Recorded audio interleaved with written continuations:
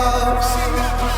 The world is better when we're working together to share God's perfect love.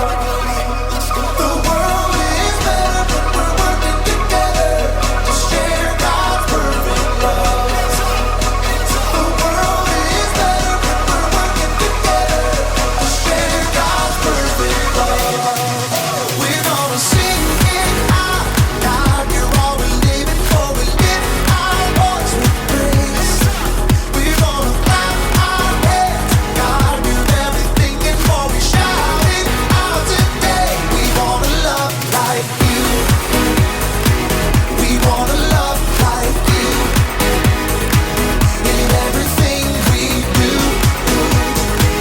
we wanna love like you. We wanna love like you.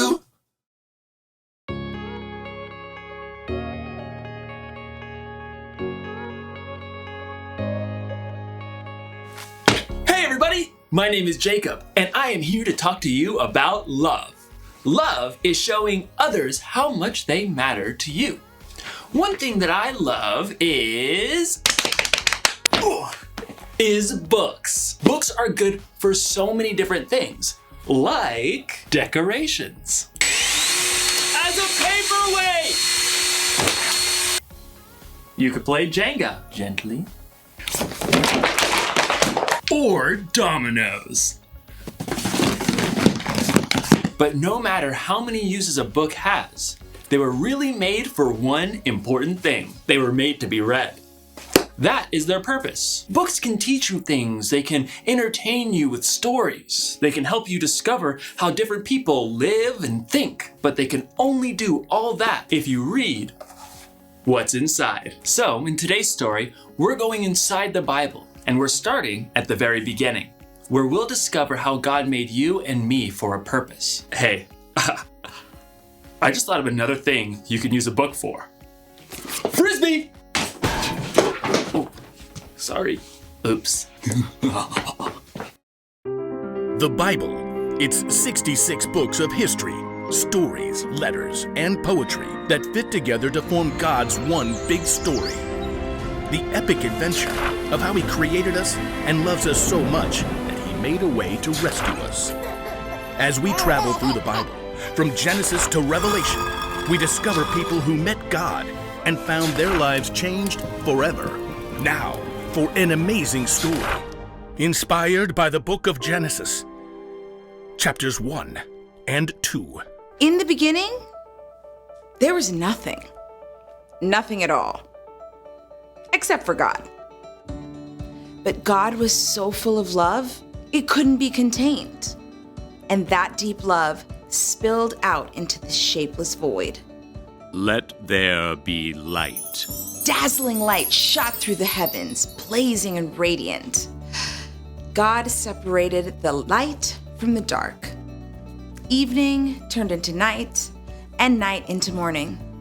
The very first day of all time. But God was just getting started. Let there be a huge space between the waters. Let it separate water from water. The sky arched out high overhead, and below, mighty waters rolled, covering the earth like a deep blanket. That evening and that morning was the second day. Let the water under the sky be gathered into one place. Let dry ground disappear. The earth shook, mountains rose up, and rivers burst forth and ran through wide open plains to shiny seas. Let the land produce plants. Let there be trees that grow fruit. A riot of green covered the earth. Tall trees shot up towards the sky. Creeping vines crawled along the ground. From pines and petunias mixed with cornstalks and cabbages. That is good. There was evening and there was morning, the third day.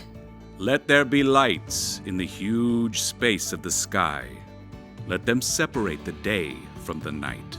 The sun blazed forth and the silvery moon took its place. Stars, planets, and galaxies spun out to the ends of the universe. It is good. That evening and that morning formed the fourth day. And now, the earth itself became a canvas for God's incredible imagination. Let the seas be filled with living things. Let the birds fly above the huge space of the sky. Proud eagles soared through the sky, and doves made their nests in the branches below.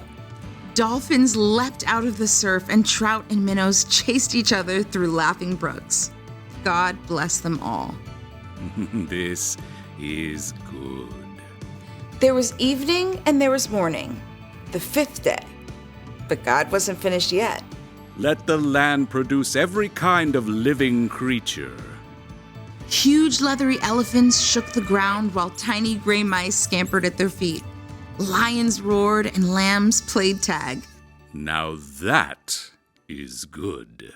The earth was bursting with light and sound and color, but there was no one there to enjoy it. No one there with thoughts and feelings who could share it with God. No one who could love like God.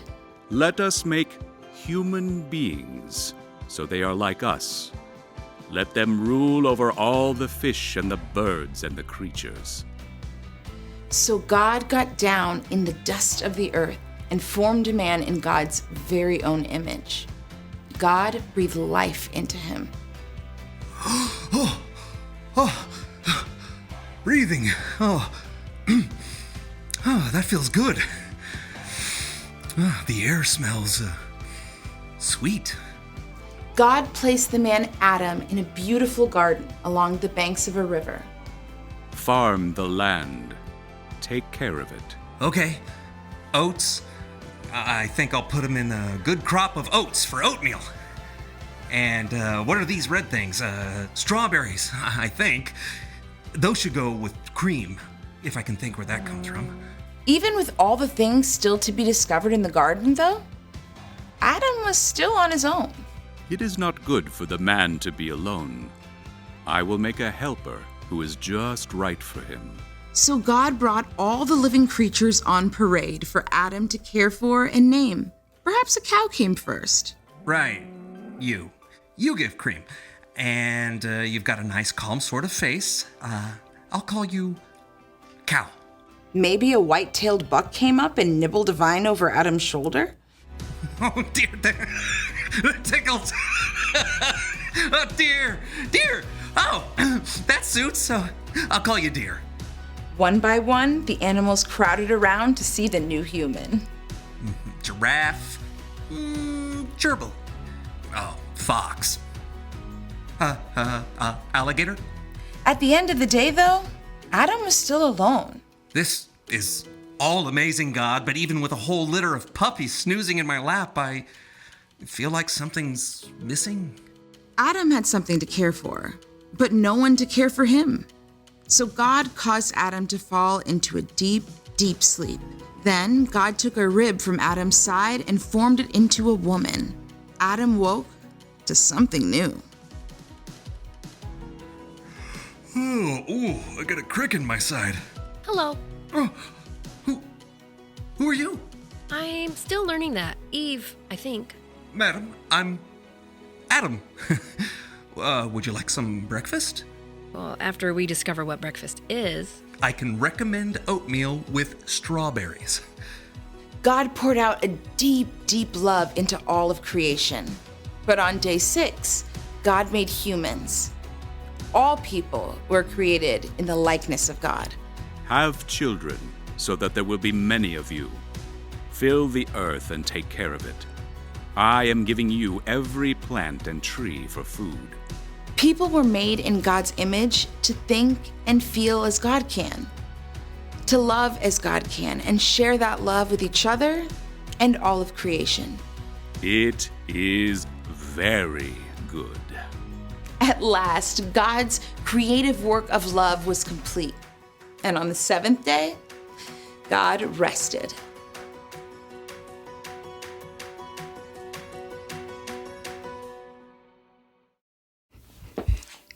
In the beginning, God made a beautiful world, and God made people to take care of that world. But our purpose is even bigger than that. God said it wasn't good for people to be alone, because God knew we would need people to take care of us and people we could take care of. We were made to love. Now, you can love lots of things, like sports.